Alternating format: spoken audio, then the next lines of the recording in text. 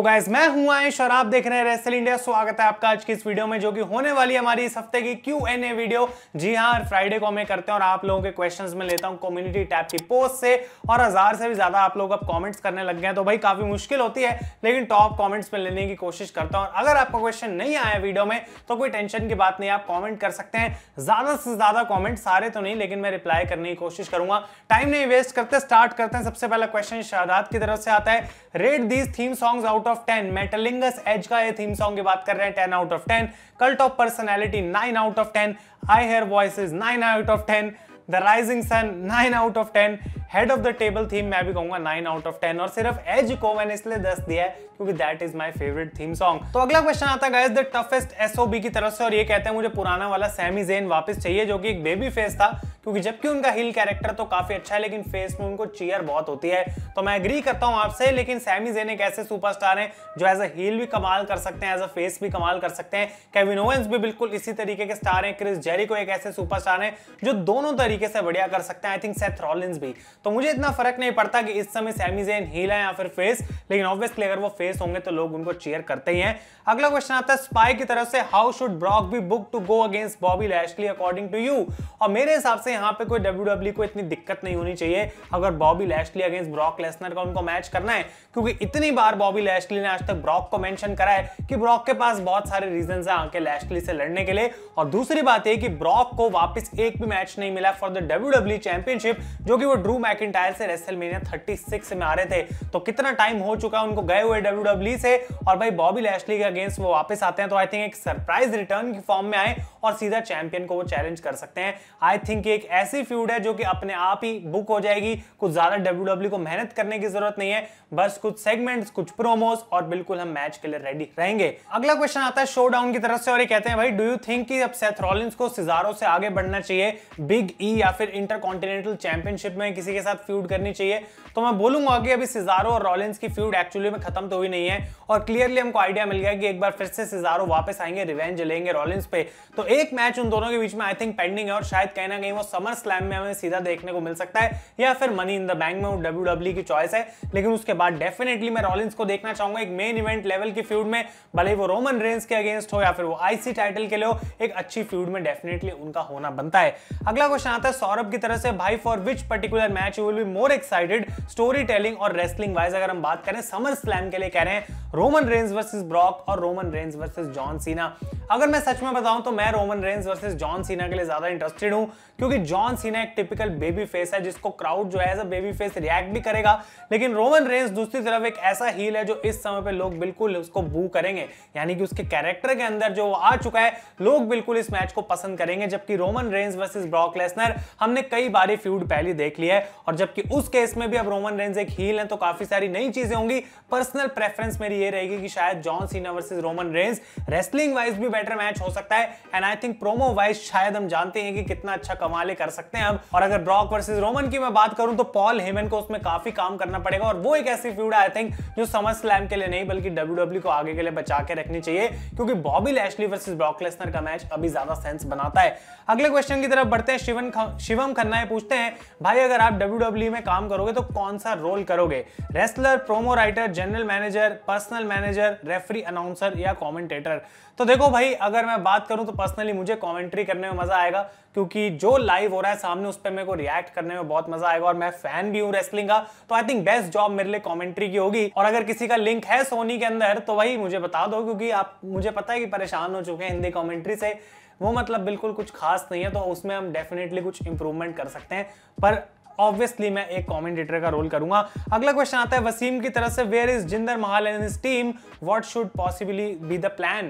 क्या उनके लिए प्लान होना चाहिए। भाई देखो, मुझे कोई आइडिया नहीं है। एक हफ्ते रॉ में ले आया और उसके बाद उनका कुछ अता पता नहीं। क्लियरली ये पता लगता है कि उनको लगा कि इसको वापस ले आना चाहिए, फिर उन्होंने सोचा नहीं इसकी तो शो पे जगह ही नहीं है, तो इसको फिर से हम वापस भेज देते हैं। तो अगर ऐसा ही करना था तो उसको लेके ही क्यों आए। तो ये चीज मुझे WWE की बिल्कुल पसंद नहीं है। और जहां तक शैंकी की बात है, जिंदर की बात है, उनके पूरे ग्रुप की बात है, आई थिंक कि WWE के पास अभी उनके लिए कोई प्लान नहीं है। जब वो वापस आएंगे प्रोबेबली हो सकता है कि वो ड्रू मैकिंटायर के साथ ही फ्यूड करेंगे, क्योंकि ड्रू मैकिंटायर की आखिरी स्टोरी लाइन है बॉबी लैशली के साथ, उनका आखिरी मैच है और मुझे नहीं लगता कि ड्रू यहाँ पे टाइटल को जीतेंगे गाइस। तो आई थिंक उसके बाद जिंदर को वापस लाया जा सकता है और ड्रू के साथ वो फ्यूड कर पाएंगे। अगला क्वेश्चन आता है हर्ष की तरफ से, what are the chances of seeing this superstar back in wrestling match for WWE in your opinion. Rank करो भाई कि किसके ज्यादा चांसेस हैं किसके कम है। तो अगर हम Batista, Stone Cold, Shawn Michaels, Undertaker, CM Punk की बात करें, इनमें से सबसे कम चांस है आई थिंक स्टोन कोल्ड का, वो कभी वापस नहीं आएंगे। उसके बाद मैं कहूंगा शॉन माइकल्स, उसके बाद मैं कहूंगा यहाँ पे बटिस्टा, उसके बाद CM पंक और उसके बाद अंडरटेकर। और अंडरटेकर मैं इसलिए अभी भी नंबर 1 पे रख रहा हूं क्योंकि मुझे पता है वो रिटायर हो चुके हैं, लेकिन अंदर से उनको होगा एक बार फिर से यार क्राउड के सामने एक मैच तो बनता है और अंडरटेकर का वापस आना मुझे उतना सरप्राइज नहीं करेगा। CM पंक मैं अभी भी सोचता हूं कि कभी ना कभी एटलीस्ट कुछ टाइम के लिए तो वापस आएंगे और बाकी तीनों नाम का मुझे नहीं लगता आप कोई चांस बनेगा। अगला क्वेश्चन आता है वैभव की तरफ से, can there be a build up between Balor and Seth Rollins, this could be an interesting story line without any championship. बहुत ही कमाल का आइडिया है कि बैलर और रॉलिंस को फ्यूड कराया जा सकता है। बैलर एक फेस है, रॉलिंस एक हील है, स्मैकडाउन के लिए एक पिक्चर परफेक्ट स्टोरी लाइन बन सकती है और टाइटल भी डाल दो भाई इंटरकॉन्टिनेंटल, क्या ही फर्क पड़ेगा, और बढ़िया हो जाएंगी चीजें। लेकिन मुझे नहीं लगता अभी फिन बैलर को मेन रोस्टर पे लाने का प्लान जो है फाइनल हो चुका है। आई थिंक समर स्लैम के बाद जो ड्राफ्ट हमें देखने को मिलेगा उसमें Finn Balor probably main roster पे आएंगे NXT से, क्योंकि उससे पहले उनको कोई मेजर फ्यूड में अगर WWE नहीं डाल रही समर स्लैम में तो आई डोंट थिंक उनको लाने का वहां पे फायदा है। अगला क्वेश्चन आता है स्पीयर सिटी की तरफ से, अगर ये मैचेस होंगे WWE में इन फ्यूचर तो आप इन मैचेस के लिए एक वर्ड बोलो कि ये मैच कैसा होगा। Brock Lesnar versus Bobby Lashley, भाई मैं कहूंगा धांसू मैच होगा बिल्कुल, मतलब इंग्लिश में अगर हम बोलें तो डिस्ट्रक्टिव मैच होगा। Roman Reigns versus the rock will be iconic क्योंकि इसके पीछे इतनी सारी हिस्ट्री है। सेथ रॉलिंस वर्सेस CM पंक, मैं कहना चाहता हूं कि माय फेवरेट, ये मैं इसके लिए बोलूंगा क्योंकि ये मैच अगर हो जाए तो एक पुराना मेरा favourite superstar, current favourite superstar और क्या चाहिए। Undertaker versus sting, obviously dream मैं इसके लिए बोलना चाहूंगा। और Drew McIntyre versus John Cena हम कह सकते हैं पास्ट वर्सेस द फ्यूचर, क्योंकि बेसिकली जॉन सीना पास्ट के बेस्ट बेबी फेस हैं और प्रोबेबली ड्रू मैकिंटायर वो चीज कर सकते हैं फ्यूचर में। तो ये रहेंगे मेरे इसके लिए वर्ड्स। प्रो रेसलिंग एंटरटेनमेंट पूछते हैं love from Nepal, I think ये कह रहे हैं please pick my question, can Seth and Edge match happen at Summer Slam. देखो भाई अगर समर स्लैम को WWE इतना बड़ा बनाना चाहती है तो आई डोंट थिंक कि एज को वो उससे दूर रखेंगे। तो एज क्या कर सकते हैं, अगर वो स्मैकडाउन पे आते हैं तो ऑब्वियसली उनका चांस बनता है रॉलिंस के साथ फ्यूड करने का, क्योंकि आई डोंट थिंक कि WWE एक बार फिर से रोमन के अगेंस्ट उनको डालेगी। तो ये पॉइंट काफी अच्छा है आपका। और रॉलिंस वर्सेस एज भी एक ऐसा मैच है, एक बार फिर से मेरा पास्ट का एक favourite superstar versus current favourite superstar, तो मैं उसके लिए काफी इंटरेस्टेड रहूंगा।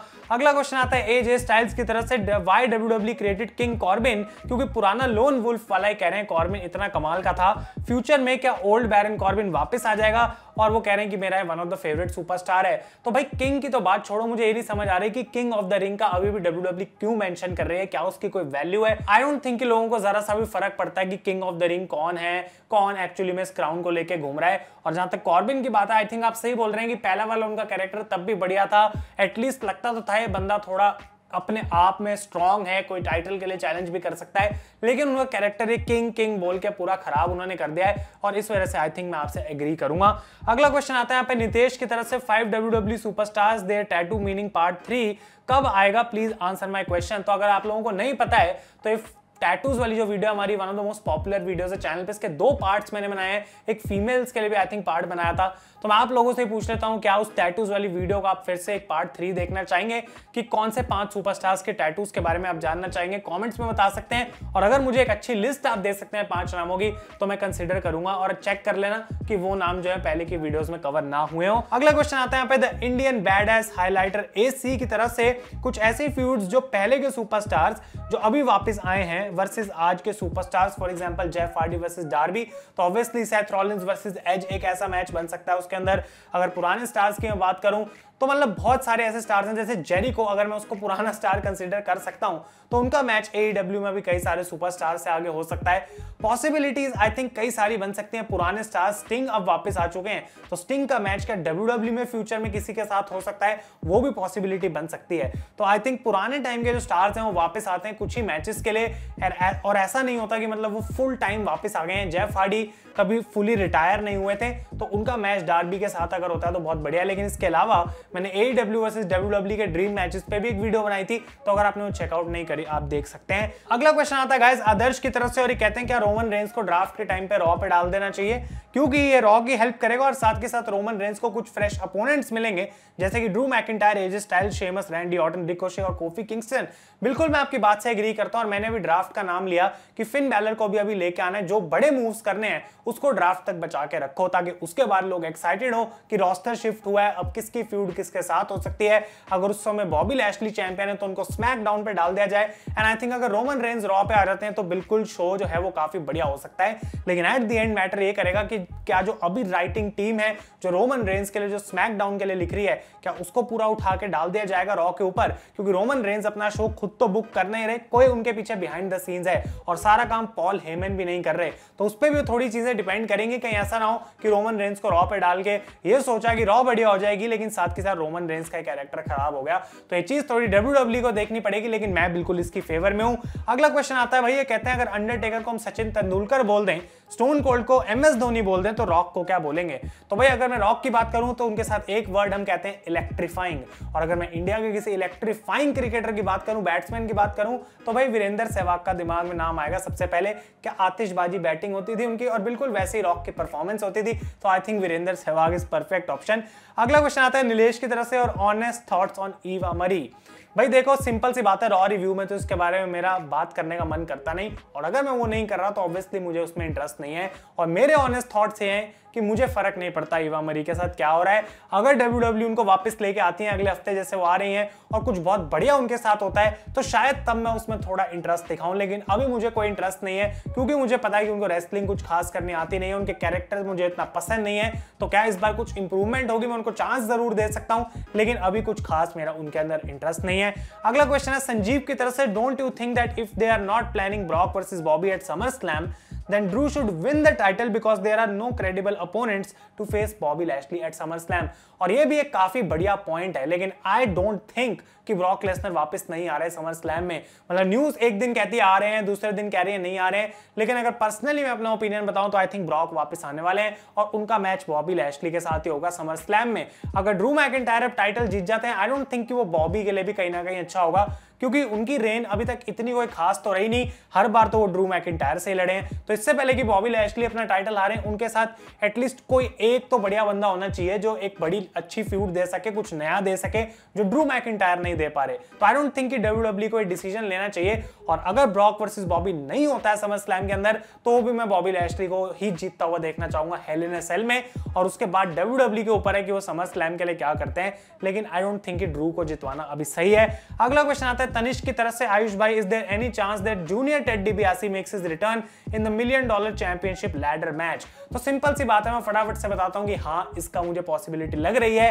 पहले टेड डिबियासी आए, फिर $1 मिलियन चैंपियनशिप आई, क्या आप टेड डिबियासी जूनियर भी आ सकते हैं? पॉसिबिलिटी है, शायद मैंने क्वेश्चन पहले भी ले रखा है, लेकिन NXT takeover in your house जब मंडे सुबह होगी 5:30 बजे, तो हमें शायद वहां पे उसका जवाब मिल जाएगा। अगर डिबियासी आ जाते हैं तो भाई रेसलिंग इंडस्ट्री के लिए काफी बड़ा शॉक होगा, क्योंकि आई डोंट थिंक कि इतने सालों बाद अब उनके अंदर कोई वैसा इंटरेस्ट बचा है कि मैं जाके रेसल करूं।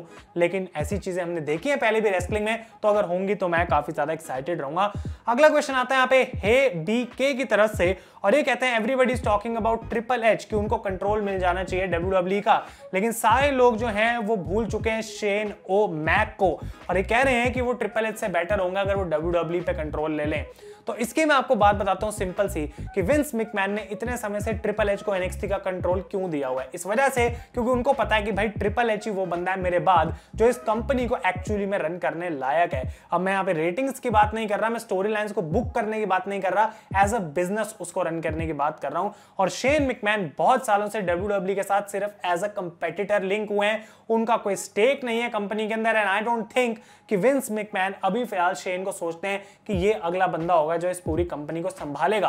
अब विंस के दिमाग में क्या चल रहा है वो तो मैं भी नहीं बता सकता, लेकिन आई थिंक अगर रेसलिंग की हम सिर्फ बात करें तो ट्रिपल एच मेरे हिसाब से उन्होंने ज्यादा एक एक्सपीरियंस अपना शो करा है कि शेन से वो बेटर इस कंपनी को हैंडल कर सकते हैं। और ये सिर्फ मैं कह रहा हूं, आई डोंट थिंक कि शेन मैकमैन में दिमाग नहीं है, लेकिन उन्होंने अभी तक ये चीज करके नहीं दिखाई, या फिर बैक स्टेज वो इन्वॉल्व नहीं हुए कभी इसके अंदर। तो वो बात है कि जो मुझे बताती है कि शायद ट्रिपल एच इस चीज के लिए सही है। उन्होंने NXT के साथ काफी कमाल करा है, उनको टैलेंट को डेवलप करना आता है सही तरीके से, और ये कुछ ऐसी चीजें हैं जो फिलहाल मेन रोस्टर पे लैक हैं, कमी है उस चीज की, and I think triple H उसके लिए सही हो सकते हैं। और फाइनल क्वेश्चन गाइस आज का इस वीडियो का आता है यश की तरफ से, according to you what is the perfect time for to make Drew a heel superstar, क्योंकि उनका बेबी फेस का रन जो है वो इतना खास नहीं चल रहा। तो इसका आंसर मैं सिंपली आपको दूंगा कि भाई ड्रू मैकिंटायर को अभी WWE फिर से हील नहीं बनाने वाली, आई डोंट थिंक। जैसा कि मैंने कहा जिंदर महल वापस आएंगे तो ड्रू के साथ डेफिनेटली फ्यूड करेंगे, और ये भी हो सकता है कि जिंदर वर्सेस ड्रू ये समर स्लैम का मैच हमें देखने को मिले, जो कि एक नॉन टाइटल पर्सनल फ्यूड हो सकती है। दूसरी तरफ हमें ये भी देखने को मिल सकता है कि Drew McIntyre money in the bank ladder match का पार्ट बने, शायद वो जीत जाए, लेकिन आई डोंट थिंक कि WWE उनको अब उतना ज्यादा पुश करेगी। तो अभी फिलहाल उनको एज अ फेस चलते रहने देना चाहिए, एंड आई थिंक अगर वो मेन स्टोरी से बाहर आ जाएंगे, WWE चैंपियनशिप पिक्चर से बाहर आ जाएंगे, तो फिर उतने बोरिंग या ओवर पुश नहीं लगेंगे वो जितने फिलहाल लग रहे हैं अगेंस्ट बॉबी लैशली। तो गाइस ये था आज का Q&A का एपिसोड। काफी सारे मैंने क्वेश्चन लिए और जल्दी जल्दी आंसर दिए, क्योंकि मैं आधे घंटे की वीडियो तो नहीं डालना चाहता। तो गाइस अगर आपको ये वीडियो पसंद आए इसे लाइक करें। थैंक यू सो मच आप लोगों ने अपने क्वेश्चंस भेजे। अगर ये वीडियो पसंद आए इसे लाइक करें। मैं हूं आयुष और आप देख रहे हैं रेसल इंडिया।